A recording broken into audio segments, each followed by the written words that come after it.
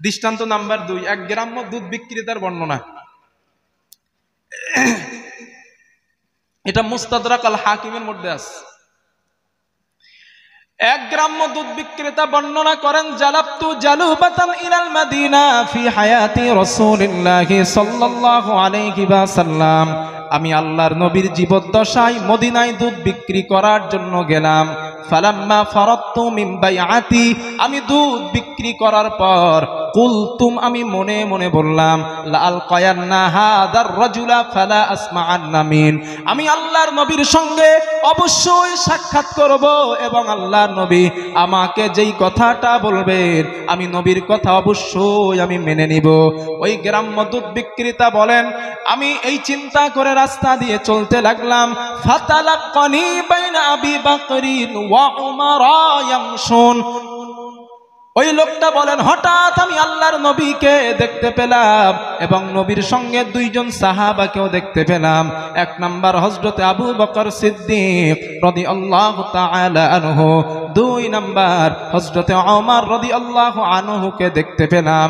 ওই গ্রাম্য দুধ বিক্রেতা বলেন, ফাত্তাবিউতুহুম, আমিও তাদের পিছনে পিছনে চলতে লাগলাম। চলতে চলতে হাত্তা আতাও আলা ইয়াহুদিন, আল্লাহর নবী এক ইহুদির বাড়িতে পৌঁছালেন। আমিও নবীজির পিছনে পিছনে ইহুদির বাড়িতে চলে গেলাম। যাওয়ার পর আল্লাহর নবী দেখলেন এবং আমিও দেখতে পেলাম, রাজুলুম মিনাল ইয়াহুদ নাশিরানিত তাওরাত, ওই ইহুদি লোকটা, তার একজন মৌৎস সন্তান, ওই ছেলেটা মারা যাবে, মরে যাবে যাবে অবস্থা, ওই ছেলেটার পাশে বসে বসে ওই ইহুদি লোকটা ইনজিল তেলাওয়াত করছে, তাওরাত তেলাওয়াত করছে। নবীজি ওই ইহুদিকে জিজ্ঞাসা করলেন, মন দিয়ে শুনবেন, না হলে কিন্তু বুঝবেন না। কথাগুলো খুব মজার, আচমকা ঘটনা, কিন্তু হাদিস থেকে বলছি। আমাদের সমাজে তো কাহিনী বলা হয় যে কাহিনীর বাপও থাকে না, মাও থাকে না। হাদিসের মধ্যে গাদা গাদা কাহিনী আছে, শুনলে আশ্চর্য হবে। আজ বলবো ইনশাল্লাহ এইগুলো আপনাদের। আল্লাহর নবী বলেন, ও ইহুদি, যেই আল্লাহ তাওরাত নাজিল করেছেন ওই আল্লাহর নামের শপথ করে তোমার কাছে একটা কথা জানতে চাই। আল্লাহর নবী বলেন, কি কথা জানতে চাও? ইহুদি লোকটা নবীজিকে বললেন, কি কথা জানতে চান? আল্লাহর নবী বলেন, আমি নবী যে ঈসা নবীর পর দুনিয়াতে আসব, এই কথা তোমরা তাওরাতের মধ্যে পাও কিনা? আমি নবী, আমাকে একটু বলো। ওই ইহুদি লোকটা জবাব দিল, ওয়াল্লাহি লা, আল্লাহর কসম না, মিথ্যা বলছে। ইহুদি লোকটার ছেলে, যেই মৌৎস ব্যক্তিটা, ছেলেটা মারা যাবে, ওই ছেলেটা বলেন, লি ওয়াল্লাহ ইয়া রাসূলুল্লাহ, ও আল্লাহর নবী, আমিও নিজে ভালোভাবে তাওরাত কিতাব পড়াশোনা করেছি, আমার বাবা আপনাকে মিথ্যা কথা বলছে। আল্লাহর কসম, আপনি যে দুনিয়াতে আসবেন আপনার স্পষ্ট গুণাগুণ এবং বর্ণনা আমরা তাওরাতের মধ্যে স্পষ্টভাবে পেয়ে যাই।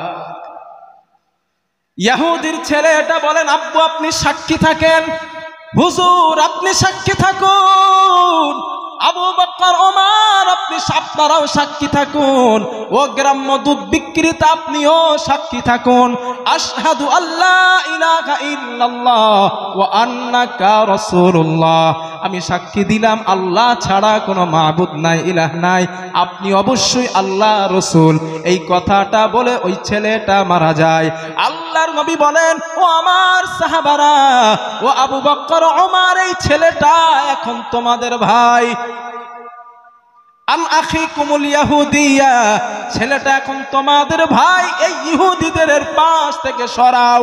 আল্লাহর নবী বলেন, এর কাফনের ব্যবস্থা করো, এর জন্য গোসলের ব্যবস্থা করো। হাদিসের মধ্যে আসছে, সুম্মা ওয়ালিয়া কাফনাহু ওয়াস সালাতা আলাই, আল্লাহর নবী কাফনের ব্যবস্থা করলেন, নবী নিজে কবরস্থানের ব্যবস্থা করলেন। আল্লাহর নবী কবরস্থ করার পরে বললেন, আমার সাহাবারা তোমরা সাক্ষী থাকো, এই ছেলেটা বেশক আল্লাহর জান্নাতি। জীবনে ভালো কাজ করে নাই, কিন্তু একটা ভালো কাজ করে নাই। মরার আগে কি বলছিল? মরার আগে আমি সাক্ষী দিচ্ছি হুজুর, অবশ্যই আপনি আল্লাহর রসুল, কোনো সন্দেহ নাই, আর আল্লাহ ছাড়া মাবুদ নাই। আপনারা পেয়ে গেছি মানে আমি আপনার উপর ঈমান আনছি।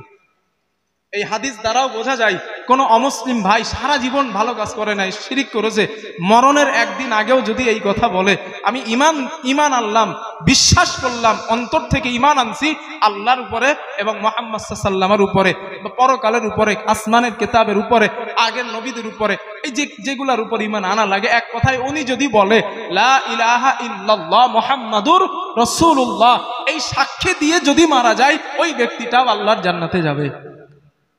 এটারই নাম ইসলাম, এটারই নাম ইসলাম। ইসলাম শিখিয়েছে চরম শত্রুকে ক্ষমা করে দেওয়া, ইসলাম শিখিয়েছে হাজারো অপরাধীকে মাফ করে দেওয়া, ইসলাম শিখিয়েছে হাজার কোটি লক্ষ খুনি ব্যক্তিকেও ফিরে আসলে ভুল স্বীকার করলে ইসলাম শিখিয়েছে তাকে মাফ করে দাও।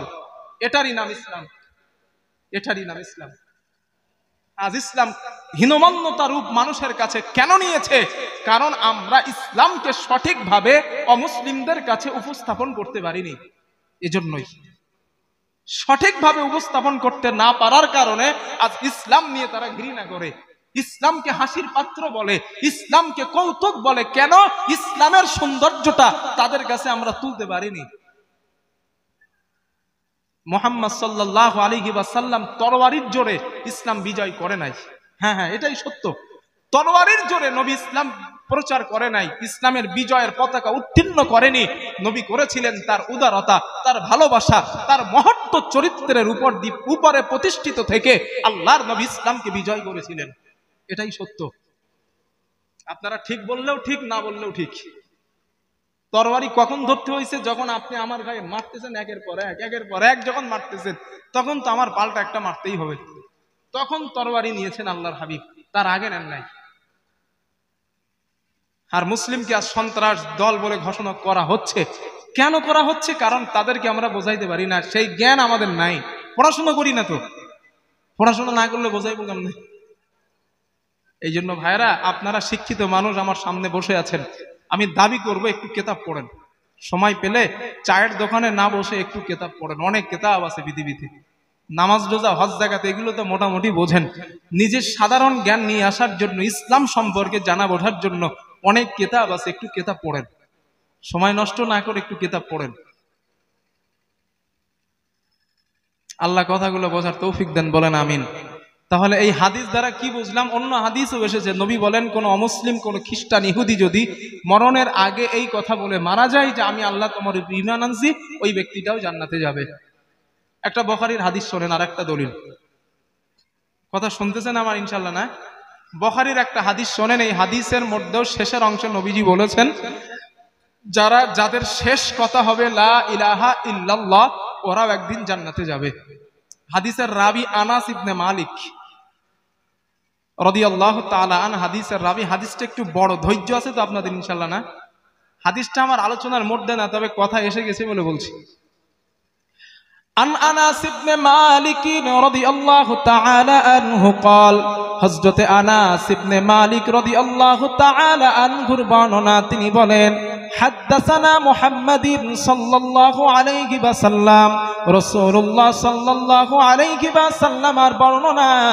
আল্লাহর নবী বলেন ইদা কানা ইয়াউমুল কিয়ামাতি মাদান নাসু বা'দুহুম ইলা বা'দ।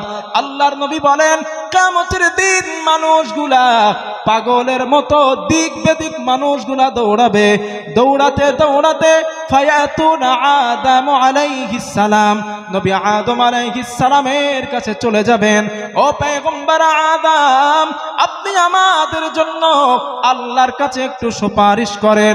আদম নবী বলবেন ফায়াকুলু লাস্তু লাহা, আমি আদম ওই কাজের যোগ্য না। ওয়ালাকিন আলাইকুম বিইব্রাহিম আলাইহিস সালাম, তোমরা নবী ইব্রাহিমের কাছে যাও। ফাইন্নাহু খলিলুর রহমান, তিনি রহমানের অনেক কাছের বন্ধু, তিনি তোমাদের জন্য আল্লাহর সামনে কথা বলবেন।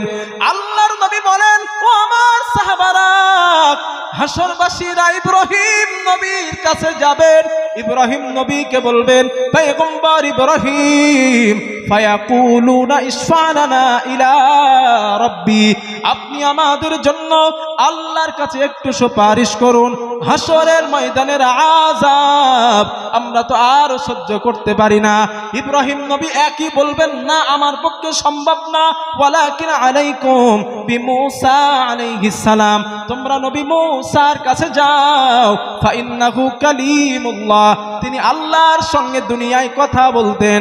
আজ তো কথা বলার সুবর্ণ সুযোগ, তোমরা মূসা নবীর কাছে যাও, তিনি তোমাদের জন্য আল্লাহর সামনে কথা বলবেন। মূসা নবীর কাছে আসবেন, নবী বলে না না, মূসা নবী বলবেন আমিও পারবো না, ওয়ালাকিন আলাইকুম বিঈসা আলাইহিস সালাম, তোমরা নবী ঈসার কাছে যাও, ফাইন্নাহু রূহুল্লাহ ওয়া কালিমাতুহু, তিনি আল্লাহর দেওয়া রূহ, আল্লাহর দেওয়া কালিমা, তিনি তোমাদের জন্য আল্লাহর সামনে কথা বলবেন। আল্লাহর নবী বলেন, ঈসা নবী জবাব দিবে না না, আমি ঈসা পয়গম্বর, আমার জন্য এটা সম্ভব না। তবে হাসরবাসীরা, আমি ঈসা তোমাদেরকে একটা সাজেশন দিই, আজ আল্লাহর সামনে কেবল মাত্র শুধুমাত্র একমাত্র একজন ব্যক্তি কথা বলতে পারেন, ওয়ালাকিন আলাইকুম বিমুহাম্মাদিন সাল্লাল্লাহু আলাইহি ওয়াসাল্লাম, আখির জামানার পয়গম্বর নবী মুহাম্মদুর রাসূলুল্লাহ সাল্লাল্লাহু আলাইহি ওয়াসাল্লাম আল্লাহর সামনে কথা বলতে পারেন। যাও যাও, তোমরা আখিরি জামানার নবী নবী মুহাম্মাদের কাছে চলে যাও, তিনি তোমাদের জন্য আজ আল্লাহর সামনে কথা বলতে পারবেন। যাও, আমি বলছি যাও, ওর কাছে যাও, ওনার কাছে যাও। আল্লাহর নবী বলেন, সাহাবারা শোনো, ফায়াতুনি ফায়াকুল, হাসরবাসীরা আমি নবী আমার কাছে আসবে। হাদিসটা আছে কোন হাদিসে বলছিলাম? একটু কথা বলেন না। বুখারীতে আছে। হাদিসের রাবি বলছিলাম কে? আনাস ইবনে মালিক। হাদিসের ওলামায়ে কেরাম যারা আমার কথা শুনছেন, ওনারা জানেন বা দেখে নিতেও পারেন হাদিসের মান পুরো সহিহ। হাদিসের এখানে লেখা আছে লা বা'সা বি, এই সনদে কোনো সমস্যা নাই, তো সনদে সমস্যা নাই, হাদিসের মান পুরো হাসান। আর বুখারীর বর্ণনা, আল্লাহর নবী বলেন, ফায়াতুনি ফায়াকুল, আমি নবী আমার কাছে আসবে, আমি নবী তাদের ফিরিয়ে দেব না, আমি বলবো আনা লাহা, হ্যাঁ আমি নবী আজ এই কাজের জন্যই আমি নবী যোগ্য, আমি নবী যোগ্য, আমি নবী যোগ্য। আল্লাহর নবী বলেন, ও আমার সাহাবারা শোনো, হাসরের ময়দানে আমার আল্লাহ স্পেশাল কিছু কালিমা, স্পেশাল কিছু বাক্য আল্লাহ আমাকে শেখাবেন। ওই বাক্যগুলা লা ইয়াহজুরুনিল আন, আমি নবী ওই বাক্যগুলা আজও জানি না।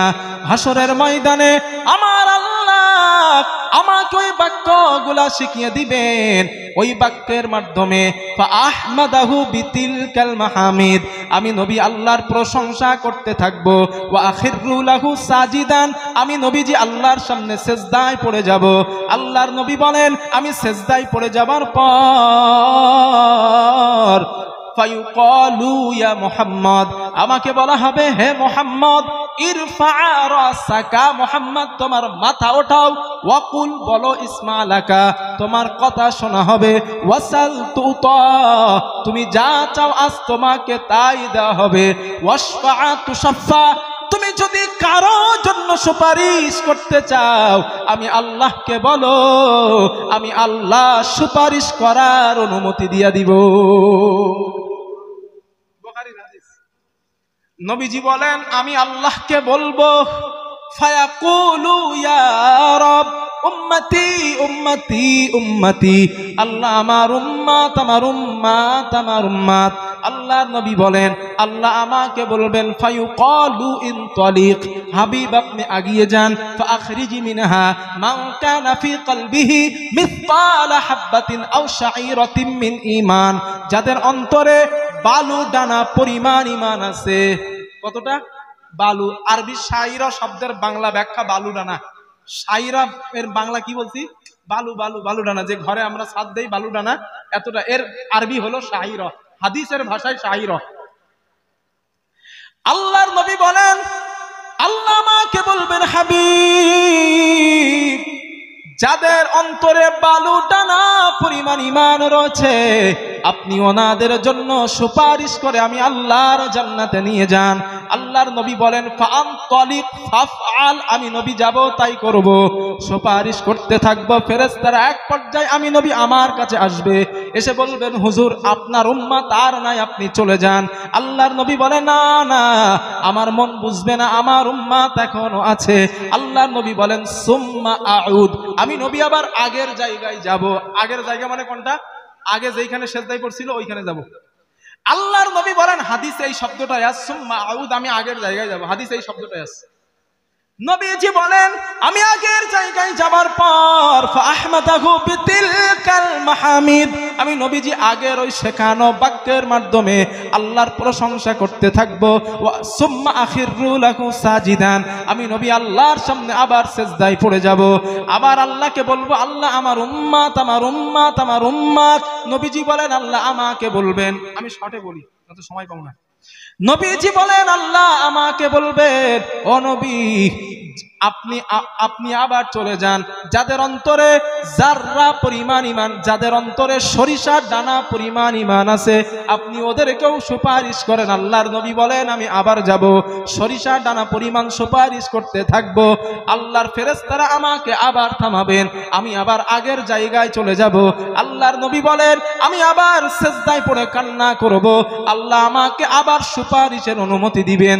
তিনবার আমি আল্লাহর সামনে আবার যাব, অনুমতি চাইব, আল্লাহ আমাকে দিবেন। এবার কাদের জন্য? হাদিসে একটা শব্দ বলি আদনা, আদনা, আদনা। আদনার বাংলা অর্থ একটা দৃষ্টান্ত দিয়ে বলি, আপনাদের এলাকায় টিনের চাল আছে? টিনের চালের বাড়ি, টিন টিন টিন। এই ঠান্ডা মাস তো প্রায় চলে গেছে, হিসাবে চলেই গেছে, পাখা চালাইতে হয়। এই ঠান্ডার সময় যে টিনের ছোট্ট ছোট্ট ছিদ্র হয়ে যায়, ওই ছোট্ট ছোট্ট ছিদ্র দিয়ে দেখবেন দুপুরবেলা সকালবেলা ঘরের মধ্যে রৌদ্র আসে না?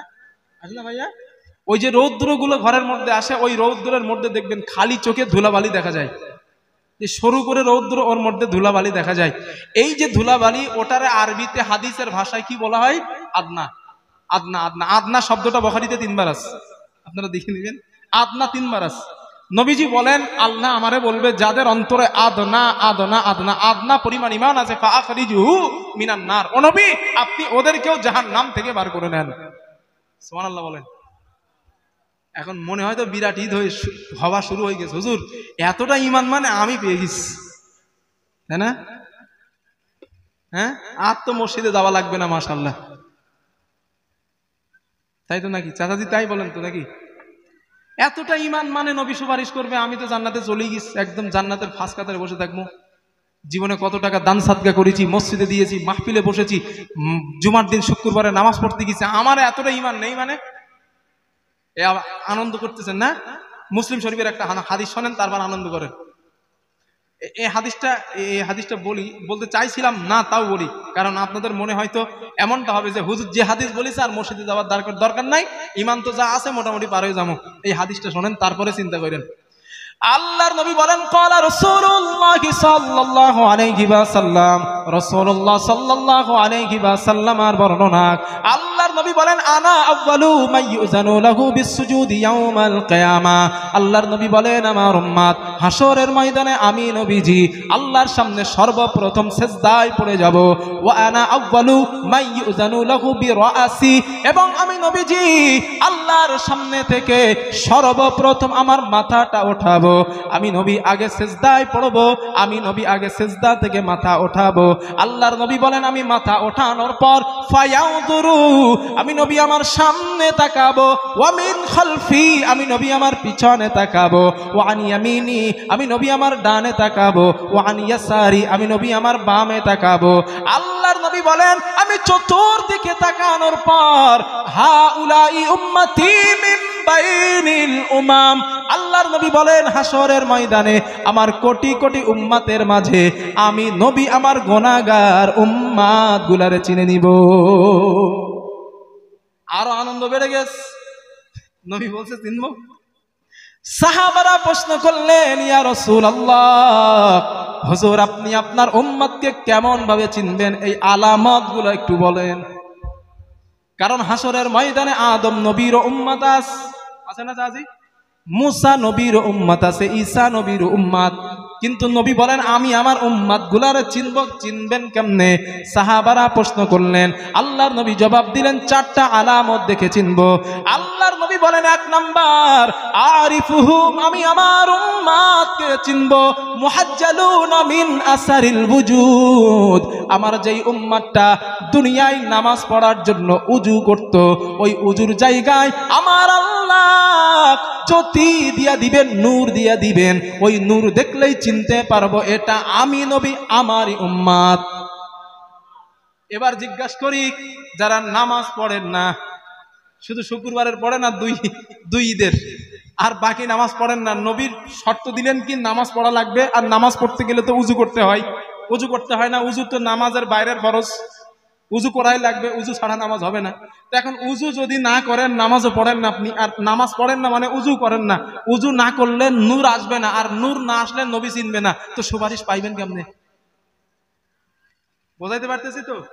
তাহলে 1 নাম্বার শর্ত নামাজ, 5 ওয়াক্ত নামাজই হওয়া লাগবে, তাহলে নূর আসবে, আর নূর আসলে নবী চিনবে। শর্ত নাম্বার 1। এর আরো ব্যাখ্যা আছে, বোঝানোর জন্য যতটুকু বললে হয় ততটুকু বলছি। নবীজি বলেন আরিফুহুম, 2 নাম্বার আমি আমার উম্মতকে চিনব ইউতাউনা কুতুবুহুম আইমানিহিম, যেই উম্মত আমার হবে ওর ডান হাতে আমলনামা আসবে। কোন হাতে? আমলনামা ডান হাতে আসবে। আমি নবী দেখব যার ডান হাতে আমলনামা, ওইটা আমার উম্মত। এখন প্রশ্ন 2 নাম্বার, আপনারা আমাকে বলেন হাসরের দিন আমলনামা উড়িয়ে দেবেন কে, ছেড়ে দেবেন কে? কথা বোঝেন নাই? আমলনামা কোরআনে আছে, আল্লাহ আমলনামাকে ছেড়ে দেবেন, উড়িয়ে দেবেন। ইমানদার যারা তাদের ডান হাতে আসবে সামনে দিয়ে, কাফেরদের পিছন থেকে বাম হাতে আসবে। তাহলে আমলনামা উড়িয়ে কে দিচ্ছেন? জোরে বলেন একটু, আর একটু জোরে বলেন কে? আল্লাহ। এখন আমলনামার ডান হাত আর বাম হাত হবে, এটা কার ইশারায়? জোরে বলেন। এখন আল্লাহর ইশারায় যদি ডান হাত আর বাম হাত হয়, রাজি আর খুশি করানো লাগবে কারে? সুদ খাইলে রাজি হবেন কেডা? আল্লাহ না? সুদ খাইলে বেজার হবেন কে? আল্লাহ। তাহলে সুদ খাইলে আল্লাহ বেজার, মানে ডান হাতে আমলনামা আসবে না। মিথ্যা বললে বেজার হন কে? আল্লাহ, মানে ডান হাতে আমলনামা আসবে না। জিনা করলে বেজার হন কে? আল্লাহ, মানে ডান হাতে আমলনামা আসবে না। চিটিংবাজি করলে লোকের জমির আল জনমের কাটা কাটে, মাঠে যায় আর 4 বার হজ করেছে, শুধু আল ছাটে, শুধু আল ছাটে, ওই আল ছাড়া পার্টি আল্লাহ ওর উপরে খুশি না, মানে ডান হাতে আমলনামা আসবে না। তো ডান হাতে যদি আমলনামা না আসে, নবী কি উম্মাত বলে চিনবে? জোরে বলেন। উম্মাত চেনার 2 নাম্বার আলামত কি? ডান হাতে আমলনামা আসা। আর ডান হাতে আমলনামা আনতে গেলে খুশি করতে হবে কারে? আল্লাহরে। খুশি যদি করতে হয়, সততার সঙ্গে জীবন যাপন করতে হবে, আর সততার সঙ্গে জীবন যাপন করলেন আল্লাহ খুশি হলো। আল্লাহ খুশি হলো, ডান হাতে আমলনামা আসলো, ডান হাতে আমলনামা আসলো, নবী আপনারে চিনলো, সুপারিশ করলো, জান্নাতে নিয়ে গেল। সুবহানাল্লাহ বলেন। যদি আল্লাহ নারাজ হয়, ডান হাতে আমলনামা হবে না, আপনার নবী সুপারিশও পাবেন না, শেষ। বোঝাতে পারছি ইনশাআল্লাহ না? এবার আনন্দ কমে যাচ্ছে, হুজুর এইসব হাদিসগুলো বলার কি দরকার?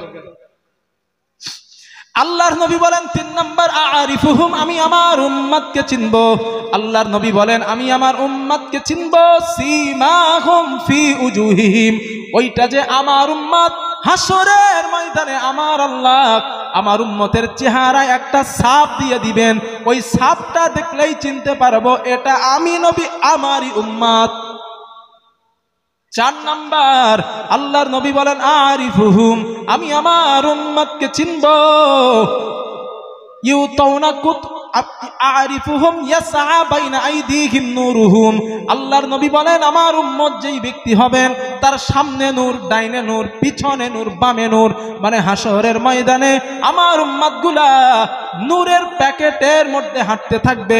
এই 4টা আলামত আমি নবী যার মধ্যে দেখতে পাবো, ওর মধ্যে যদি যাররা এই আদনা পরিমাণ ঈমান থাকে, আমি নবী ওকেও জাহান্নাম থেকে বার করে দিব। যদি এই 4টা গুণ না থাকে, নবী উম্মত বলে চিনবে না, সব শেষ। এইবার আপনারা ঠিক করেন, মসজিদে যাবেন না যাবেন না, এইবার ঠিক করেন। বোঝাতে পারছি ইনশাআল্লাহ না? তাহলে এবার আমি ওই বুখারীর হাদিসে আবার যাই। এই হাদিসটা বলতাম না, যেহেতু সামঞ্জস্যতা আনন্দ করছিলেন বেশি, তো তাই বলে দিলাম। নবীজি আল্লাহর কাছে গিয়েছিলেন কতবার? কথা বলে না। নবী আল্লাহর কাছে সুপারিশের জন্য গিয়েছিলেন কতবার? একটু জোরে বলেন। তিনবার। নবী আল্লাহর কাছে গিয়েছেন তিনবার, কিন্তু হাদিস এখনো শেষ হয় নাই, কিন্তু হযরতে আনাসের বর্ণনা এখানে শেষ। ওলামায়ে কেরাম যারা আছেন আমি তাদের দৃষ্টিপাত করছি, হযরত আনাসের বর্ণনা এখানে শেষ হয়েছে, কিন্তু হাদিস এখনো শেষ হয় নাই। পরের অংশটাও বুখারীর মধ্যে আছে, পরের অংশটাও। এই বর্ণনাটা কে করেছে? হযরতে হাসান বসরি, গ্রহণযোগ্য তাবিঈ হযরতে হাসান বসরি রহমাতুল্লাহ আলাইহি পরের অংশটা বর্ণনা করেছেন। কিভাবে বর্ণনা করছেন? এইভাবে, যেই লোকগুলা হাসান বসরির কাছে হাদিস শিখতে আসছিলেন, ওই লোকগুলাকে হযরতে আনাস রাদিয়াল্লাহু তাআলা আনহু তিনবার নবী আল্লাহর কাছে গিয়েছেন এই পর্যন্ত বলেছেন, বলে আর বলে নাই। ওই মানুষগুলার মধ্যে থেকে একজন বললেন, চলো না আমরা হাসান বসরির কাছে যাই। হাসান বসরি এই হাদিসটাও হাসান বসরিও জানেন, চলো আমরা তার কাছে যাই। তাবেঈ কাদের বলা হয়? যারা সাহাবাকে পেয়েছিল। কথা বোঝাতে পারছি? সাহাবা বলা হয় যারা নবীকে পেয়েছিল, তাবেঈ যারা সাহাবাদের পেয়েছে।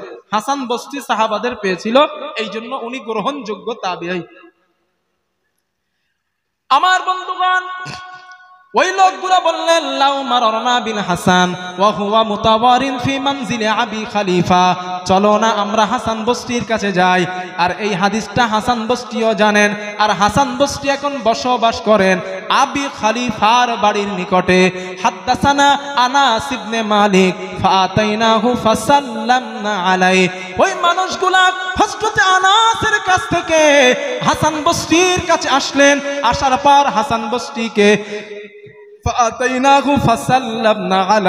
হাসান বসরিকে সালাম দিলেন এবং ঘরে প্রবেশ করার অনুমতি চাইলেন। হাসান বসরি ফাআযিনা লানা, ওনাদেরকে প্রবেশ করার অনুমতি দিলেন। ওই মানুষগুলা ঘরে ঢুকছে। চাচাজি শুনতেছেন তো আমার কথা না? ওই মানুষগুলা ঘরে প্রবেশ করেছে। হাসান বসরিকে লক্ষ্য করে বললেন, ফাকুলনা লাহু ইয়া আবা সাঈদ, হে সাঈদের পিতা, জিনাকা মিন ইনদি আখিকা আনাস ইবনে মালিক, আমরা হযরতে আনাস ইবনে মালিকের নিকট থেকে, আপনারই ভাই আনাস ইবনে মালিকের নিকট থেকে আপনার কাছে আসছি। হযরতে হাসান বসরি বলে, কেন আসছো, কি জন্য এসেছো? ওই লোকগুলা বলেন, ফালাম নাসমাউ মিসলা হাদিসিন হাদাসনাহু ফি শাফাআত, নবীর সাহাবা হযরত আনাস ইবনে মালিক শাফাআতের ব্যাপারে আমাদের এমন একটা হাদিস আমাদের কাছে বর্ণনা করেছেন, যেই হাদিসটা ইতিপূর্বে আমরা শুনি নাই, আমরা আনাসের কাছে শুধু শুনছি। হাসান বসরি কথাটা শোনার সাথে সাথে বলেন, ফাকালাহি, আচ্ছা তাই নাকি? ফাকালাহি হাদিস, ফাকালাহি, আচ্ছা তাই নাকি? ফাহাদাসনাহু বিল হাদিস, ওই হাদিসটা তোমরা আমার কাছে বলো তো দেখি, হযরতে আনাস তোমাদের কি হাদিস শোনাইছে? কথা বুঝতেছেন তো না ইনশাআল্লাহ? তো ওই মানুষগুলা এবার হাসান বসরি কি বলে, হুজুর নবীজি আল্লাহর কাছে গিয়েছিলেন কতবার? একটু জোরে বলেন না, একটু জোরে বলেন না। তিনবার। এই তিনবার বলে ওই মানুষগুলা থেমে গেলেন। হাসান বসরি বলে, আরো বলো। ওই মানুষগুলো বলে, হুজুর ফালাম ইয়াজিদ লানা আলা হাযা, এর অধিক হাদিস হযরতে আনাস তো আমাদের বলে নাই, তো বলবো কেমনে? এর অধিক হাদিস তো বলে নাই, তো কেমনে বলবো? হযরত হাসান বলে, ফাকালাহি, আচ্ছা তাই নাকি? হ্যাঁ, হাদিস ফাকালাহি মানে আচ্ছা, তাই নাকি? হ্যাঁ। এবার হাসান বসরি কথা বলছে, ওই মানুষদের সঙ্গে কথা বলছেন হাসান বসরি। হযরত হাসান বসরি বলেন, শোনো, লাকাদ হাদাসানি ওয়া হুয়া জামিউম মাউযু 20 সানাতান, এই হাদিসটা হযরতে নবীর সাহাবা আনাস ইবনে মালিক, আমি হাসান বসরি আমার কাছে যখন বর্ণনা করেছিলেন, তখন আনাসের বয়স ছিল যুবক, এখান থেকে 20 বছর আগে এই হাদিস হযরতে আনাস আমাদের কাছে বর্ণনা করেছিলেন। আর আমি হাসান বসরি এখন নিশ্চিত না এই হাদিসের বাকি অংশটা হাসান বসরি আনাস ইবনে মালিক ভুলে গিয়েছেন না তোমাদের বলেননি, কারণ তোমরা অলস হয়ে পড়বে, এই কথাটা আমি হাসান বসরি নিশ্চিত না। কথা বুঝতেছেন? আমি হাসান নিশ্চিত না এই হাদিসের বাকি যে অংশ আছে এটা আনাস ভুলে গেছেন না তোমাদের বলেনি, তোমাদের বললে তোমরা অলস হয়ে পড়বে। আমি বাকি বললাম নিশ্চিত না, বলা ঠিক হবে কিনা? ওই লোকগুলো বলেন হুজুর বলেন না, হুজুর অংশটা বলেন না, হুজুর লাস্টের অংশটা কি হুজুর বলেন না। হাসান বস্তি বলে, দেখো মানুষকে তাড়াহুড়ার প্রবন্ধক করে সৃষ্টি করা হয়েছে, মানুষ শুধু তাড়াহুড়াই করে। আরে আমি তো বলবো বলেই তো কথাটা তুললাম, হুজুর বলেন। এবার লাস্টের অংশটা মন দিয়ে শোনেন।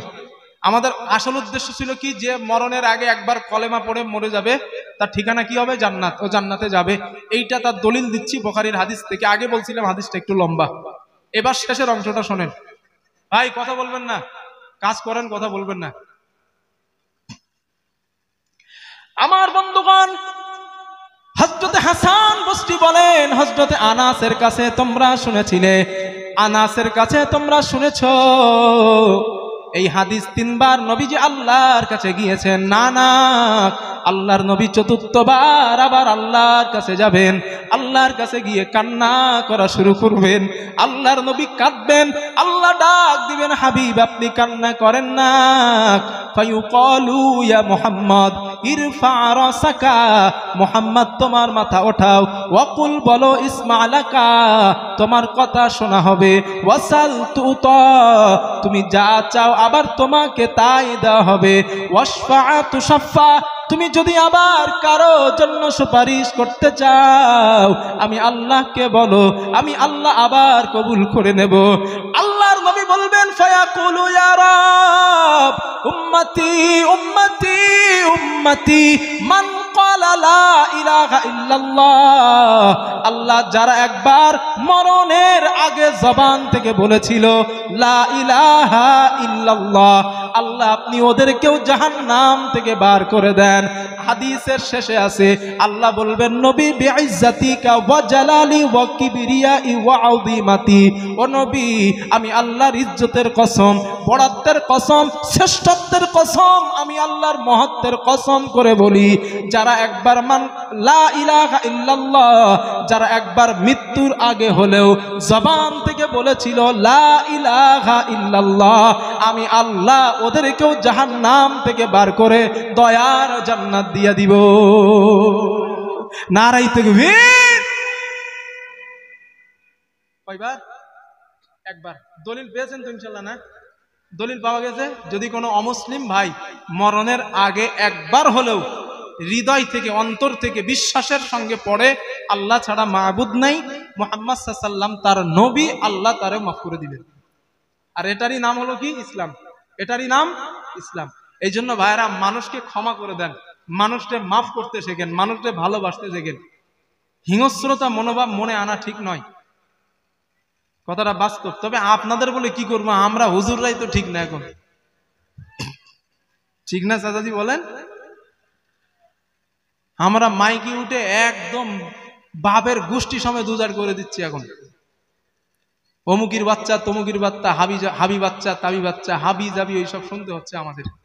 আহা প্রিয় ভাইরা, আমি কারোর বিরোধিতাও করছি না, কারোর পক্ষেও বলছি না। একটা কথা মনে আসছে তাই বলছি, আপনারা কষ্ট পাবেন না। হয়তো আমি বুঝে ফেলেছেন আমি কেমন ধরনের মানুষ, আমার কথা শুনে মোটামুটি বুঝতে পারছেন।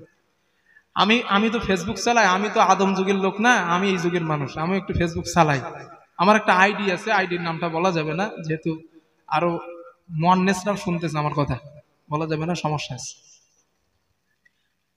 তো একজন হুজুর বলতে বলতে, মানে একজন আলিম হয়ে বেজম্মার বাচ্চা বলেছে, আস্তাগফিরুল্লাহিল আযীম। তা আমি চিন্তা করলাম যে এই বেজম্মার বাচ্চা যিনি বলছেন, আমি তার নামও নিচ্ছি না, যার জন্য বলেছে তারও ইন্ডিকেট করে বলছি না, যেন একজন বলেছে। আমি মিথ্যা বলছি না, আপনারা যদি জানতে চান আমি নামার পরে দেখিয়ে দিতে পারবো। আর যদি কেউ শুনে থাকেন তাহলে আপনার কিছু বলার দরকার নেই। তো বেজম্মার বাচ্চা শব্দটা ইউজ করে মাহফিলের মধ্যে। এখন বলেন, আপনারা আমার সামনে 200 মানুষ বসে আছেন, এখন এতটা মানুষের সামনে আমি বাকিবিল্লাহ যখন একজন ব্যক্তিকে বেজম্মা বলবো, তখন আপনারা মাঠে খাটা মানুষ কি মনে করবেন? তাহলে বেজম্মা বলা মনে হয় জায়েজ আছে, হুজুর বলতেছে মানে বেজম্মা বলা জায়েজ আছে, অর্থ তো এটাই দাঁড়ায়। আরে আমি যদি আমার ভাষাকে সংশোধন না করি, আমি আলিম, আমি বক্তা, আমার কাছ থেকে শ্রোতারা শিখবে। আমার ভাষার মধ্যে যদি ভদ্রতা না আসে, আমার ভাষার মধ্যে সহনশীলতা না আসে, তো আমার কাছ থেকে শ্রোতারা কি নেবে? আমি যদি এমন রং কথা বলি, আমি যদি এই আব্বা আল্লাহর কিরে বাপ এইসব ধরনের কথা বলি, মানুষ কি শিখবে আমার কাছ থেকে?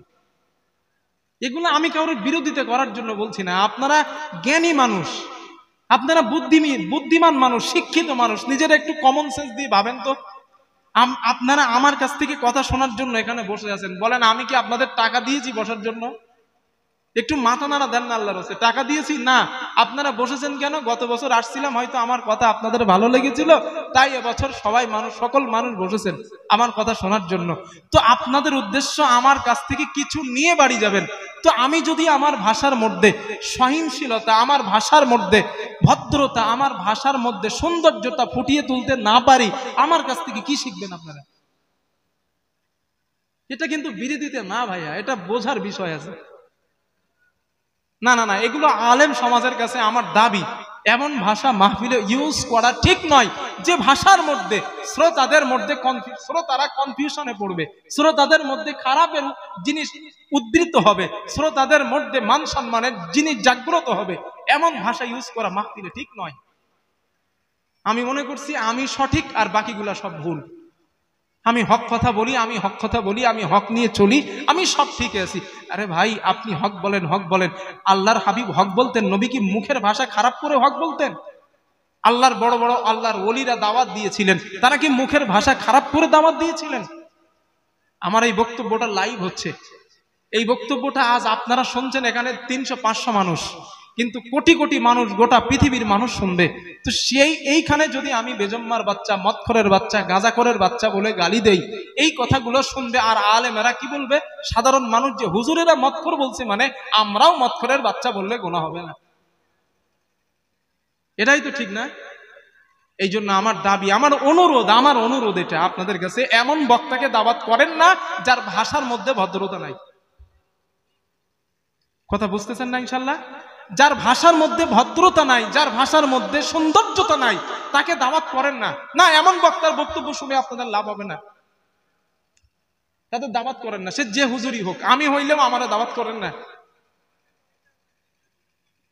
কথা বুঝতেছেন ইনশাল্লাহ? না রাগ করতেছেন মনে হয় আমার উপরে? না, আমি কারোর বিরোধিতা করিনি, আর বিরোধিতা করা আমার পক্ষে অসম্ভব, কারণ আমি বিরোধিতা করা পছন্দ করি না। কেন করি না? কারণ এর পিছনে অনেক কারণ আছে। তবে যেটা ন্যায্য, যেটা সত্য, যেটা সমাজকে নষ্ট করছে, সমাজের মানুষকে নষ্ট করছে, সমাজকে রসাতলে দিচ্ছে, সেই কথাগুলো না বললে নয়। কারণ তিনি নেমে চলে যাচ্ছেন। আপনারা সাধারণ মানুষ মনে করছেন না, বেজম্মা শব্দটা মনে হয় জায়েজি শব্দ, এটা বলা যায়। এখন আমি যদি ওই ভুলটা না ভাঙি, আপনারা মনে করবেন এটা সঠিক। ঠিক তো না? নবীজির ভাষা ভাই, আমি বাকি বিল্লাহ কখনো বানানো কথা বলি না। আলহামদুলিল্লাহ, আমি পড়াশুনো করে এখানে বসি ভাই, আবারও বলছি, আমি পড়াশুনো করে এখানে বসি, আমি বানিয়ে কখনো কথা বলি না। ইউটিউবে বক্তব্য শুনে নিতে পারেন, আমার আলোচনা তো অনেকেই শুনেছেন। আমি কখনো বানানো কথা বলি না। হাদিসের মধ্যে নবীজি বলেছেন, যেই ব্যক্তি মানুষকে গালি দেয়, ওই ব্যক্তি নবীর ভাষায় ফাসিক। কি ওই ব্যক্তি? জোরে বলেন, ফাসেক। আচ্ছা, বেজম্মার বাচ্চা বলা এইটা কি? এটা কি গালি? গালি না?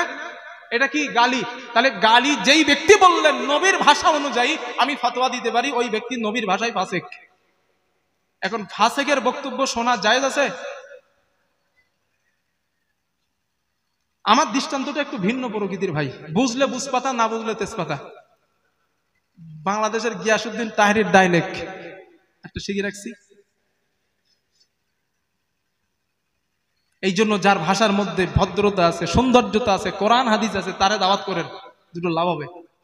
সে যেই হুজুরই হোক, আমি কারোর নাম বলছি না, ওনারে দাওয়াত করেন, ওনারে দাওয়াত করেন না, আমি বলার কেডা? আর আমার কথা কেন শুনবে? তবে এতটুকু বলতে পারি, তারে দাওয়াত করেন যার কথার মধ্যে হাদিস আছে, যার কথার মধ্যে কোরআন আছে, যার কথার মধ্যে সহনশীলতা, ভদ্রতা আছে, জাতির কল্যাণমূলক কথা আছে। আপনারা ওনার দাওয়াত করেন, ওনার দাওয়াত করে ওনার কথা শুনে লাভ হবে ভাই। আল্লাহ কথাগুলো বোঝার তৌফিক দান করেন, বলেন আমিন। আরো জোরে বলেন আল্লাহুম্মা আমিন। তো আমি কি কথা শোনাইতেছিলাম আপনাদের? ওই ইহুদির ছেলেটা মরার আগে কি বলছিল? লা ইলাহা ইল্লাল্লাহ ওয়া আন্নাকা রাসূলুল্লাহ, আমি সাক্ষী দিচ্ছি মুহাম্মদ সাল্লাল্লাহু আলাইহি ওয়াসাল্লাম আপনি আল্লাহর রাসূল, আর আল্লাহ ছাড়া কোনো মাবুদ নাই। এইটা বলে মারা যায়, নবী তারে কি বলে? তুমি জান্নাতি। এইটা বলছিলাম তো। তাহলে এই হাদিস দ্বারা, মুস্তাদরাক আল হাকিমের মধ্যে এই রওয়ায়াতটা আছে, এই হাদিস দ্বারাও বোঝা যায় যে তাওরাতের মধ্যেও নবী সাল্লাল্লাহু আলাইহি ওয়াসাল্লামের নামও আছে। আমি বোঝাতে পারছি তো ভাই আপনাদের ইনশাল্লাহ না? 3 নাম্বার আর একটা হাদিস শোনেন। হযরতে আতা ইবনে ইয়াসার রাহমাতুল্লাহ আলাইহির বর্ণনা, তিনি নবীজির সাহাবা হযরতে আব্দুল্লাহ ইবনে আমর রাদিয়াল্লাহু তাআলা আনহুর নিকটে গেলেন।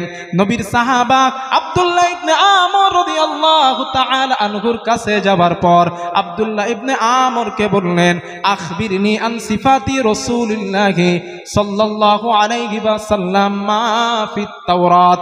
ও আব্দুল্লাহ ইবনে আমর, আপনি তো তাওরাতের একজন বড় আলেম ছিলেন, আপনি আমাকে একটু বলেন নবীর গুনাগুণ, নবীজির দৃষ্টান্ত, নবীজির স্ট্রাকচারের বর্ণনা তাওরাতের মধ্যে তোমরা পাও কিনা? আমি আতা ইবনে ইয়াসার, আমাকে একটু শোনাও। আব্দুল্লাহ ইবনে আমর রাদিয়াল্লাহু তাআলা আনহু জবাব দিলেন, ও আতা ইবনে ইয়াসার, তাওরাতের মধ্যে আমরা যেমন রাসূলুল্লাহ সাল্লাল্লাহু আলাইহি ওয়াসাল্লামের গুনাগুণ বর্ণনা স্পষ্টভাবে পেয়েছি, হুবাহু কোরআন পড়ার পরেও তেমন আল্লাহর নবীর গুনাগুণ কোরআনের মধ্যেও তেমন পেয়েছি। তাওরাতে যেমন পাইছি কোরআনের মধ্যেও তেমন পেয়েছি। এই কথাটা কে বলছেন? নবীর সাহাবা আব্দুল্লাহ ইবনে আমর রাদিয়াল্লাহু আনহু। এখন সাহাবার কথা তো বিশ্বাস করা যায়, একটু হ্যাঁ না বলেন না? সাহাবার কথা তো বিশ্বাস করা যায়। তো সাহাবার কথা যদি বিশ্বাস করা যায়, তাহলে নবীজির গুনাগুণ স্ট্রাকচারের বর্ণনা, নবী দুনিয়াতে আসবে এই কথাটাও তাওরাতের মধ্যে ছিল। 2 নাম্বার একটা কিতাব আছে, কিতাবটার নাম হলো ইনজিল। বর্তমান তো ইনজিল এখন মানুষ সব শেষ করে ফেলেছে, বাইবেল করেছে। বাইবেলে আবার ভাগ আছে, ওল্ড টেস্টামেন্ট, নিউ টেস্টামেন্ট, এগুলা ভাগ করেছে তারা বাইবেলে। আর সব নিজেদের কথা ঢোকাইছে বাইবেলের মধ্যে, আল্লাহর কথা কিছু নাই। আর আল্লাহর কথা তুলে নিছে, ওটা নাই, আর সব নিজেদের মনের কথা ঢোকাইছে। ওই ইনজিলের মধ্যে আমার নবীর গুনাগুণ আছে না নাই? একটা হাদিস বলি, হাদিসটাও মুস্তাদরাক আল হাকিমের মধ্যে আছে। হাদিসের প্রথমে ওলামায়ে কেরামের দৃষ্টিপাত করছি, আপনারা দেখে নেবেন। হাদিসের প্রথমে লেখা আছে লা বা'সা বি।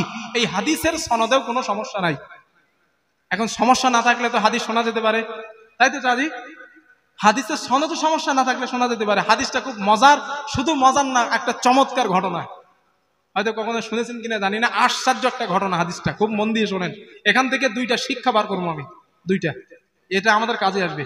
হাদিসের রাবিকে নবীর সাহাবা হযরতে হিশাম ইবনুল আস রাদিয়াল্লাহু তাআলা আনহু, উনি বলেন, আমার বন্ধুগণ, হযরতে হিশাম ইবনুল আস রাদিয়াল্লাহু তাআলা আনহুর বর্ণনা, তিনি বলেন, বুইসতু আনা ওয়ার রাজুলুন আখারু ইলা হিরাকলা সাহিবির রোম। হযরত হিশাম রাদিয়াল্লাহু তাআলা আনহুর বর্ণনা, তিনি বলেন, আমাকে আর একজনকে রোমের বাদশা হিরাক্লিয়াসের কাছে পাঠানো হলো, নাদউহু ইলাল ইসলাম, ইসলামের দাওয়াত দেওয়ার জন্য। হযরত হিশাম বলেন, খরাজনা, আমরা 2 জনে বার হয়ে গেলাম। আমরা চলতে চলতে দামেস্কের বাদশা জাবালা ইবনুল আইহাম আল গসামি, এটা আমি ইতিহাসের মধ্যে পেয়েছি, হাদিসের মধ্যে বাদশার নাম ছিল দামেস্কের বাদশা, হাদিসে ওনার নাম আছে জাবালা ইবনুল আইহাম আল গসামি। আর আমি ইতিহাসের মধ্যে ওনার নাম পাইছি জিবিল্লাহ। কি নাম? জিবিল্লাহ ইতিহাসে আছে, আর হাদিসে আছে জাবালা ইবনুল আইহাম আল গসামি, হাদিসে আছে। তো বাদশা জিবিল্লার অথবা জাবালা ইবনুল আইহাম আল গসামি, ওনার রাজপ্রাসাদের নিকটে যখন পৌঁছে গেলাম, হযরতে হিশাম ইবনুল আস রাদিয়াল্লাহু তাআলা আনহু বলেন, 2 জন দূত আমাদের কাছে আসলেন। আমাদের কাছে আসার পর আমাদের বললেন, বাদশার সঙ্গে কথা বলার আগে আমাদের সঙ্গে কথা বলেন। হযরতে হিশাম বলেন, লা তুকাল্লামু রাসূলান, আমরা কোন দূতের সঙ্গে কথা বলি না। ইন আদিনা লানা কাল্লামনাহু, বাদশা যদি অনুমতি দেন আমরা বাদশা জিবিল্লার সঙ্গে সরাসরি কথা বলতে চাই। দূতগুলো চোখ দাঁড়াই গেছে, কি ব্যাপার, 2 জন মুসলমানের এত পাওয়ার, আমাদের সঙ্গে কথা বলবে না, বাদশার সাথে কথা বলবে? হিশাম বলে, যাও গিয়ে বলো, যাও গিয়ে বলো বাদশারে, বাদশা জিবিল্লারে বলো 2 জন মুসলমান আসছে, আপনার সঙ্গে ডাইরেক্ট কথা বলবে। ওরা 2 জন কাছেমাচে হয়ে গেছে। হাদিস থেকে বলছি, বানানো গল্প না ভাই, এটাও হাদিসটা বলে দিয়েছি, আপনারা দেখে নেবেন। আর যদি আমার বলেন হুজুর এটা কোথায় আছে, আপনি দেন, আমি হাদিসটা দিয়ে দেবো হোয়াটসঅ্যাপে, আপনি পড়ে নেবেন। কারণ আমি যেই কটা হাদিস বলি আমি দম রেখে কথা বলি, আলহামদুলিল্লাহ। কারণ এইসব ঘটনাগুলো জানার পরে না মানুষ হুজুর বলে, হুজুর পাইছে কই এগুলা? কোথায় পাইছে? এই জন্য হাদিসগুলো আমি সংরক্ষণ রাখি।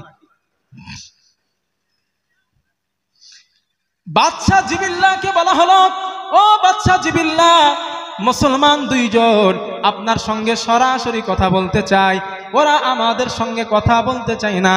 হযরত হিশাম বলেন, বাদশা আমাদের অনুমতি দিলেন, আমরা দুইজন বাদশার কামরায় প্রবেশ করলাম। বাদশার কামরায় প্রবেশ করার পর আমরা বাদশার দিকে তাকায়া দেখলাম, আলাইহা সিয়াব সৌদিন, বাদশার গায়ে একটা কালো কাপড়ের জামা পরা। আমরা বাদশাকে জিজ্ঞাসা করলাম, বাদশাহ, আপনি একজন দেশের বাদশাহ, আপনার গায়ে কেন কালো কালারের জামা পরা? আপনি কেন কালো জামা পরেছেন? বাদশা জিবিল্লাহ জবাব দিলেন, লাবিস্তু হালাফতু আল্লাহ আনজিআহা হাত্তা উখরিজাকুম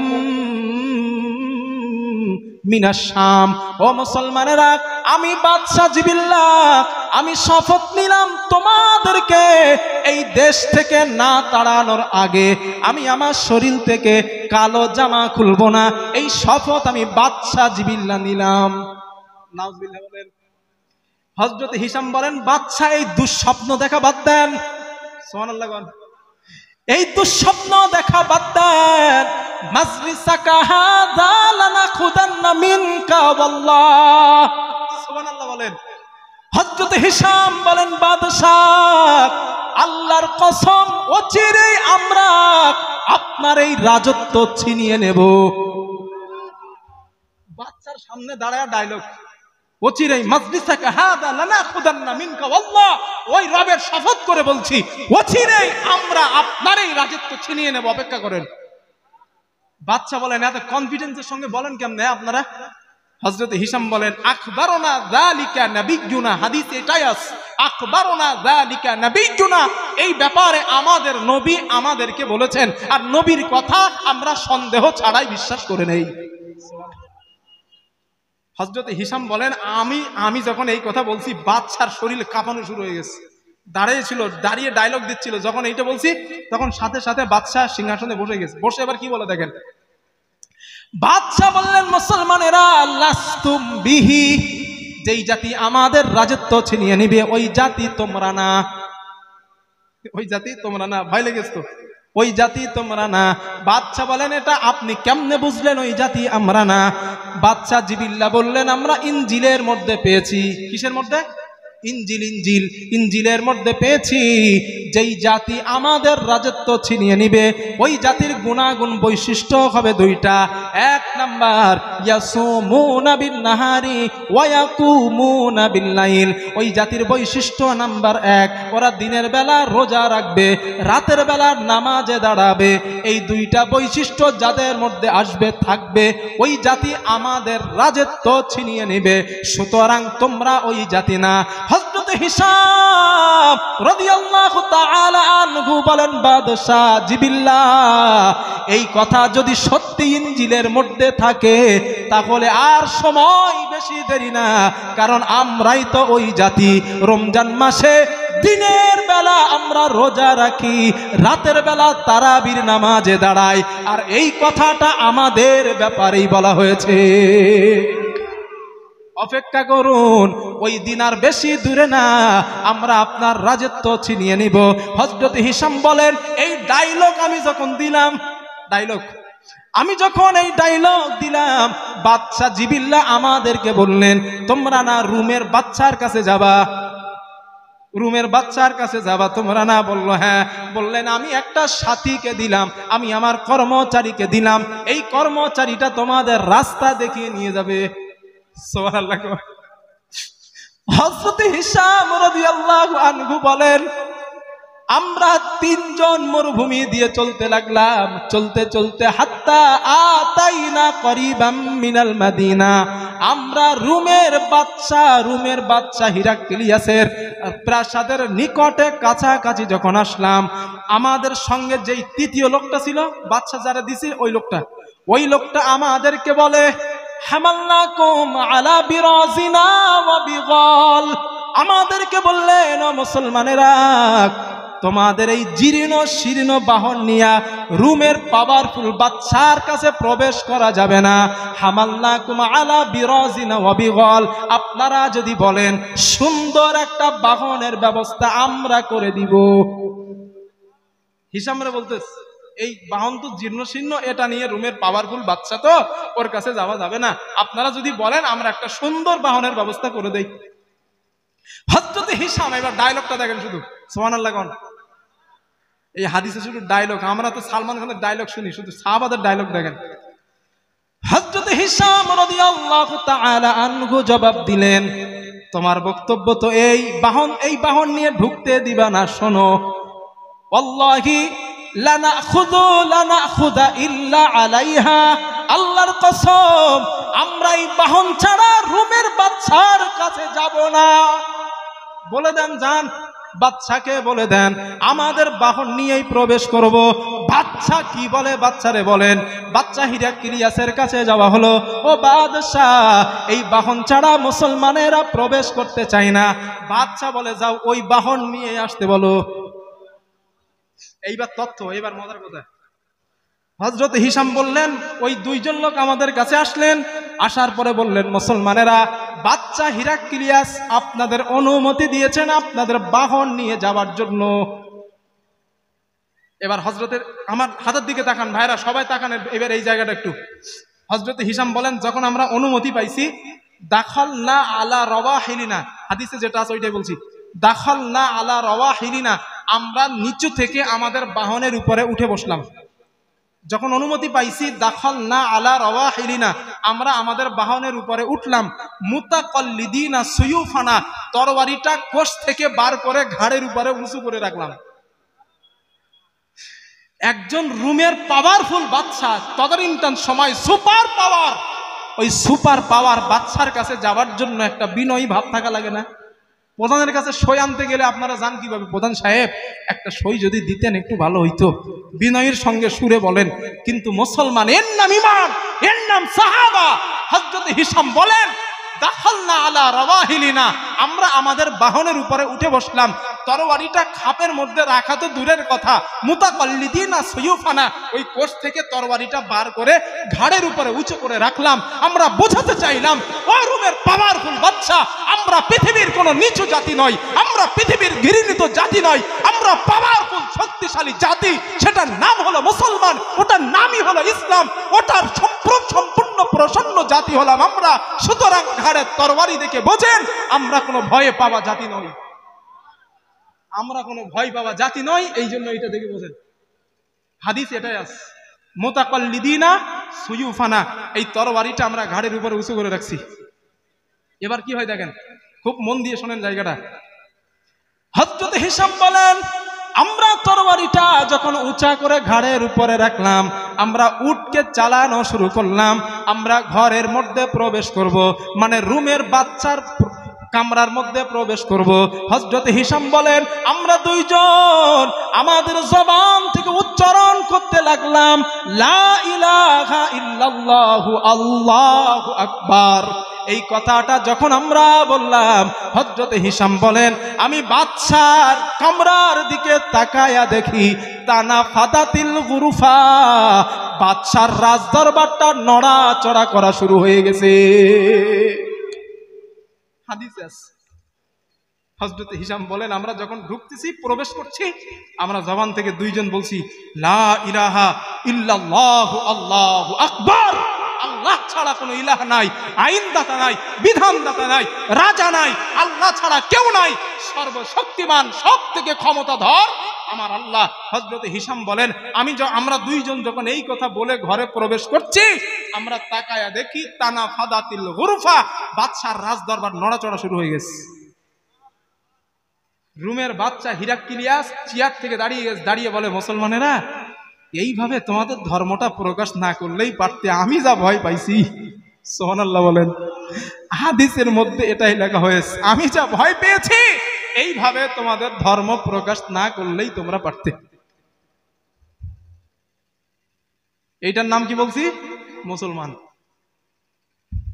সুদখোর, গাঁজাখোর, চিটিংবাজ, মিথ্যাবাজ, ফেরেববাজ, ওনাদের কাছে যাই, মিনমিন করে একজন 5 ওয়াক্ত নামাজি।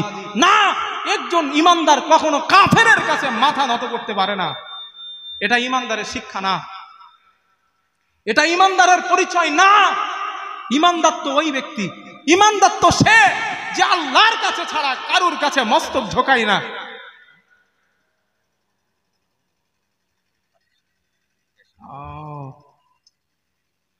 হযরতে, হ্যাঁ, আমি যে কথা বলছিলাম, মুসলমানের কাজ কি? মুসলমান বেঈমানের কাছে মাথা নত করে না। এটা হলো হযরত হিশামের জীবনের শিক্ষা।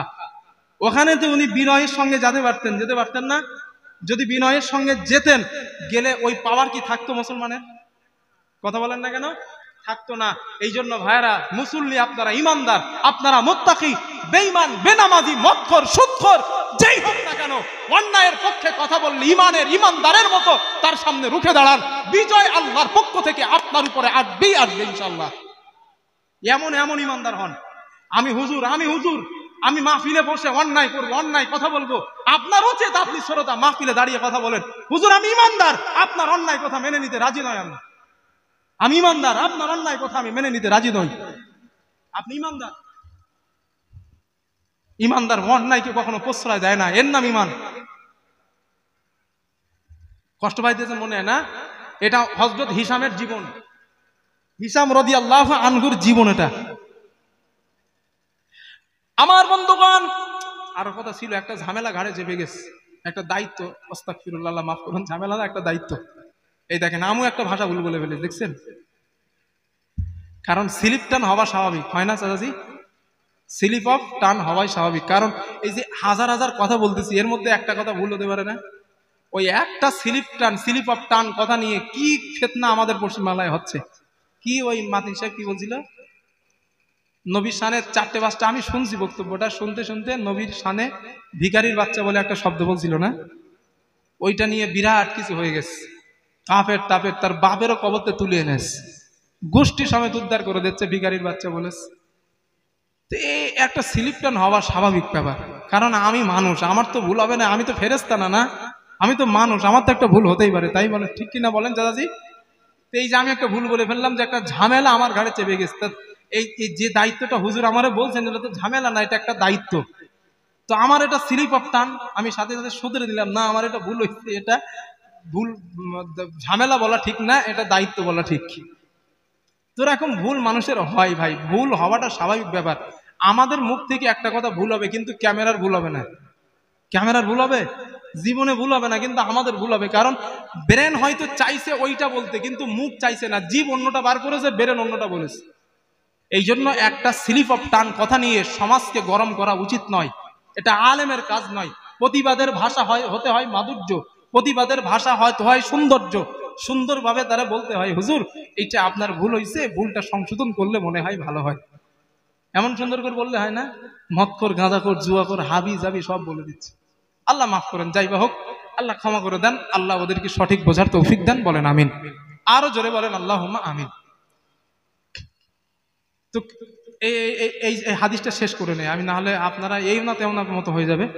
হযরত হিশাম রাদিয়াল্লাহু আনহু যখন বাদশার কাছে গেলেন, এই কথা বললেন, দেখলেন বাদশার কামরা নড়াচড়া হচ্ছে। প্রিয় ভাইরা, এই কথাটা শুনবে, শোনার পরে তা ওঠেন। আমার বন্ধুগণ, হযরত হিশাম রাদিয়াল্লাহু তাআলা আনহুর বর্ণনা, তিনি বলেন, বাদশা আমাদের কাছে এবার জিজ্ঞাসা করলেন, কাইফা সাওমুকুম ওয়া সালাতুকুম, ও মুসলমানেরা, তোমাদের নামাজ, তোমাদের রোজার বিবরণ তোমরা আমাকে দাও। হযরত হিশাম বুঝতে পারলেন, কারণ আগে তো ধাক্কা খাইছে ওই বাচ্চা জিবিল্লার কাছে, নামাজ রোজার কথা ইনজিলের মধ্যে আছে। এই জন্য বাচ্চা হিরাক্লিয়াস আমাদেরকে ওই নামাজ রোজার কথা জিজ্ঞাসা করলেন, ও মুসলমানেরা, তোমাদের নামাজ এবং তোমাদের রোজার বিবরণ দাও। হযরত হিশাম রাদিয়াল্লাহু তাআলা আনহু বলেন, আমাদের নামাজ এবং রোজার বিবরণ আমরা দিলাম। বাচ্চা আমাদের থাকার ব্যবস্থা করলেন, আমি শর্টে বল দিচ্ছি, থাকার ব্যবস্থা করলেন। কয়েকদিন থাকার পর আমাদেরকে আবার ডাকলেন, আমরা আসলাম। বাচ্চা আমাদের বললেন, ও মুসলমানেরা, আগের বর্ণনাগুলো আমাকে শোনাও। আমরা শোনালাম। বাচ্চা যেন কাকে বললেন? একটা সোনার পাত্র আনার জন্য। হযরত হিশাম বলেন, আমি তাকায়া দেখলাম, ফিহা বুয়ুতুন সিগার, ওই সোনার পাত্রের মধ্যে একটা ঘর দেখা যায়, ওয়া আলাইহা আবওয়াব, অনেকগুলা ঘর দেখা যায়। ওই ঘরের আবার দরওয়াজা রয়েছে, দরওয়াজার উপরে তালা লাগানো আছে। হযরতে হিশাম বলেন ওই তালাগুলা ওই বাচ্চার কাছে ঘরগুলা পাত্রটা আনা হলো। বাচ্চা একটা তালা খুললেন, ওই তালা খুলে একটার ওই ঘরের মধ্য থেকে একটা কালো কাপড়ের রেশমির কাপড় বার করলেন। ওই রেশমির কাপড় থেকে একটা আকৃতি, একটা ছবি বার করলেন। আমাদেরকে বললেন, মুসলমানেরা, হাল তারিফুনা হাদা, এই আকৃতিটা কি তোমরা চেনো? আমরা বললাম, না না, এই আকৃতিটা আমরা চিনি না। মুসলমানেরা, ওই বাচ্চা হিরাক্লিয়াস বললেন, হাদা আদম আলাইহিস সালাতু ওয়াস সালাম, এই আকৃতিটা নবী আদমের আকৃতি। সুবহানাল্লাহ বলেন। এখন বলতে পারেন, হুজুর এটা সত্য না মিথ্যা? হুজুর, আমি হাদিসটা বলে দিয়েছি, মুস্তাদরাক আল হাকিমে আছে, হাদিসে লেখা আছে লা বাসাবি, এর সনদে কোনো সমস্যা নাই। পারলে আপনারা ওলামায়ে কেরামের সাহায্যে দেখে দেবেন। রেকর্ডিং হচ্ছে আমার কথাগুলো আশ্চর্য ধরনের, এই জন্য হাদিসটা বলে দিলাম আপনাদের। 2 নাম্বার আর একটা রেশমির কাপড় বার করলেন, ওখান থেকে একটা আকৃতি বার করলেন। বললেন, এটা কি তোমরা চেনো? বললেন, না না, চিনি না। বললেন, হযরতে ইব্রাহিম আলাইহিস সালামের আকৃতি। আর একটা বার করলেন, বললেন, এটা কি তোমরা চেনো? বললেন, না, আমরা চিনি না। বললেন, হযরত ইউসুফ আলাইহিস সালামের আকৃতি। হযরত হিশাম বলেন, 4 নাম্বার এমন একটা আকৃতি ছবি বার করলেন, ওই ছবিটা দেখার সঙ্গে সঙ্গে আমাদের চোখের পানি পড়ে, আমরা কান্না করা শুরু করলাম। হযরত হিশাম বলেন, বাচ্চা হিরাক্লিয়াস আমাদের জিজ্ঞাসা করলেন, ও মুসলমানেরা, তোমরা কেন কান্না করো? কান্না করার কারণ কি? হযরত হিশাম বলেন, বাদশাহ, 4 নাম্বার যেই আকৃতিটা আপনি বার করেছেন, ওই আকৃতিটা কারো আকৃতি নয়, আমাদের নবী মুহাম্মদ রাসূলুল্লাহ সাল্লাল্লাহু আলাইহি ওয়াসাল্লামের আকৃতি। এই ছবিটা যেমন দেখতে আমাদের নবীর হুবাহু তেমন দেখতে। হযরত হিশাম বলেন, বাচ্চা দাঁড়ায়া ছিল, এই কথা শোনার সাথে সাথে সিংহাসনে বসে গেছে। বলে, সত্যি বলছো তোমরা? বলে, হ্যাঁ, এটাই আমাদের নবী। প্রশ্ন হলো, হুজুর, নবীর আকৃতি 4 নম্বরে কেন বার করলেন? কারণ আমার নবী তো শেষে, এই জন্য বার করলেন। বাচ্চা হিরাক্লিয়াস উনি চিন্তা করলেন, আমি যদি সিরিয়াল বাই নবীদের আকৃতি বার করি, ওরা আইডিয়ার করে বলতে পারবে, এই জন্য আইডিয়াটা ভাঙার জন্য 4 নম্বরে নবীদের আকৃতি বার করলেন। বুঝতেছেন না? আমি যেটা একটু শর্টে বললে সমস্যা। 10টা বেজে গেছে তো। এর নবীর আকৃতি গেছে কত নাম্বার? 4 নাম্বার। এরপরে পরপর নিতে সর্বশেষ ঈসা আলাইহিস সালামের আকৃতি বার করা হয়। এখন আপনাদের মনে একটা প্রশ্ন আসবে, হুজুর, এই আকৃতি বাচ্চা হিরাক্লিয়াস কই পাইছিল? ঠিক তো, আদম আলাইহিস সালাম আল্লাহর কাছে দোয়া করছিলেন, আল্লাহ, যেই সন্তানগুলোরে তুমি নবী বানাবা, ওই সন্তানগুলোর আকৃতি ছবি তুমি আমার একটু দেখাও। আল্লাহ জিবরাইলের মারফতে ওই আকৃতির ছবিগুলা আল্লাহ তাআলা নবী আদমের কাছে পাঠিয়ে দেন। আদম নবীর কাছ থেকে ওই আকৃতিগুলা যায় নূহ নবীর কাছে। নূহ নবীর জামানায় প্লাবন হয়েছিল না? ওই প্লাবনের জুদি, কোরআনে জুদি পাহাড়ের কথা আছে। নবী নূহ আলাইহিস সালামের কিস্তিটা জুদি ওয়াকিলা বুউদাল লিল কওমি, এই আয়াতের মধ্যে আছে। ওই যে কিস্তিটাও ওই জুদি পাহাড়ে আটকে যায়, আর ওই আকৃতির ছবিগুলো ওই জুদি পাহাড়ের কোনো একটা গুহার মধ্যে আটকে থাকে। ওই আকৃতিগুলো গোটা পৃথিবীর 4 জন শাসক ছিলেন, যারা পৃথিবীকে গোটা পৃথিবীকে শাসন করেছিলেন। 2 জন কাফের, 2 জন মুসলমান। এর মধ্যে একজন হলো বাদশাহ জুলকারনাইন। 16 নম্বর পারা সূরা কাহাফের মধ্যে যার আলোচনা এসেছে, বাদশাহ জুলকারনাইন ওই আকৃতিগুলো, ওই ছবিগুলো ওই বাদশাহ ওই জুদি পাহাড়ের গুহা থেকে পায়। বাদশাহ জুলকারনাইনের কাছ থেকে আস্তে আস্তে বাদশাহ হিরাক্লিয়াসের কাছে ছবিগুলো আসে। বর্তমান ওই আকৃতিগুলা কোথায় আছে আমি কোনো হাদিসেও পাই নাই, কোনো কিতাবেও পাই নাই, এই জন্য আমিও বলতে পারছি না। বুঝতে পারছি ইনশাআল্লাহ না? আমি কোথাও পাই নাই। তবে কোনোদিন যদি পেয়ে যাই কোনো কিতাবে যে অমুক জায়গায় আছে, আপনাদের বলার আগে যত টাকা খরচ হোক আমি দেখে আসবো আগে। কারণ হাদিস সহিহ, কথা সত্য। আর আমার নবী ওই আকৃতি যেমন, আমার নবীও এমন ছিলেন, মানে আকৃতিটা দেখলে বুঝবো আমার নবী এমন ছিলেন। এই জন্য আপনাদের বলার আগে যাবো আমি। তবে আমার মনে হয়, আমার ওভার কনফিডেন্স নিয়ে আমি বলছি, এই আকৃতিগুলো আর দুনিয়ায় আছে বলে আমার মনে হয় না। কারণ এমনি তো আমরা কবরে গিয়ে সেই নাম শিরিক করতেছি, শুধু শিরিক আর আকৃতি থাকলে তো সব মুশরিক হয়ে যাবো। তো যাই বা হোক, এই হাদিস দ্বারাও কি বুঝলাম, ইনজিলের মধ্যেও আমাদের নবীর গুণাগুণ আছে, তাওরাতের মধ্যেও আছে। আর কথা বলার সময় আমার হাতে নেই, আমি এখনো আর একটা জায়গায় যাবো, সেই ক্যানিং। তো যাই বা হোক, আমি এর আগে আপনাদের সকলের কাছে, অনেক মানুষ আমার সামনে বসে আছেন, এসে যখন দেখছি 4-5 জন বসে আছেন, আলহামদুলিল্লাহ এখন অনেকে বসেছেন, তবে 5-7 মিনিট 10 মিনিট মুফতি ভাই আবু সাইদ রহমানী সাহেব আসার আগে আমি 10 মিনিট সময় আপনাদের কাছ থেকে নিচ্ছি। মসজিদের দোতলার কাজ হচ্ছে, হাদিসে নবীজি বলেন মান বানা লিল্লাহি মসজিদান বানাল্লাহু লাহু বাইতান ফিল জান্নাহ আও কামা ক্বালা আলাইহিস সালাম। নবীজি বলেন কোন ব্যক্তি যদি দুনিয়ায় মসজিদ নির্মাণ করে যান, মসজিদ তৈরি করে যান, আল্লাহ তাআলা তার জন্য জান্নাতে একটা কামরার ব্যবস্থা করে দেবেন, একটা ঘরের ব্যবস্থা করে দেবেন। জোরে বলেন সুবহানাল্লাহ। আল্লাহর কোন বান্দা আছেন মসজিদের নির্মাণের কাজের জন্য? আল্লাহর কোন বান্দা আছেন? আমার নবীজি 10 জন আশারায়ে মুবাশশিরা সাহাবা যারা দুনিয়াতে জান্নাতের সুসংবাদ পেয়েছিলেন, ওর প্রথম নাম্বার হযরত আবু বকর সিদ্দিক রাদিয়াল্লাহু তাআলা আনহু। হযরত আবু বকর সিদ্দিক রাদিয়াল্লাহু আনহুর সঙ্গে জান্নাতে যাওয়ার আশায় 5,000 টাকার ওয়াদা করবেন। একজন আল্লাহর বান্দা বলেন হুজুর আমি আবু বকরের সঙ্গে জান্নাতে যেতে চাই, আল্লাহর কাছে আমরা দোয়া করব আমার আল্লাহ এই দানের বিনিময় আপনাকে জান্নাতুল ফিরদাউসের মেহমান আল্লাহ বানিয়ে দিবে। নাম কি ভাই?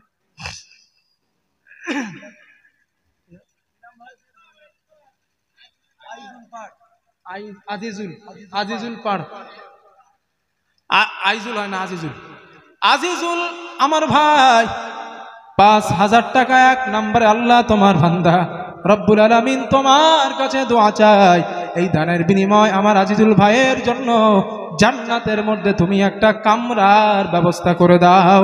জোরে জোরে বলেন আমিন। আমার ভাইরা একটা খুশির খবর হলো আপনি মরে যাবেন, মসজিদের জানালা তো থাকবে, মসজিদ যতদিন থাকবে জানালাও থাকবে, তাই না? মসজিদের 8টা জানালা লাগবে, 8টা জানালার একটা জানালার দাম 5,000 টাকা। একটা জানালা পেয়েছি, 2 নাম্বার জানালা দেওয়ার একজন বান্দা আছেন? একটু বলেন, 2 নাম্বারে একটা জানালা দেওয়ার একজন আল্লাহর বান্দা আছেন? আলহামদুলিল্লাহ।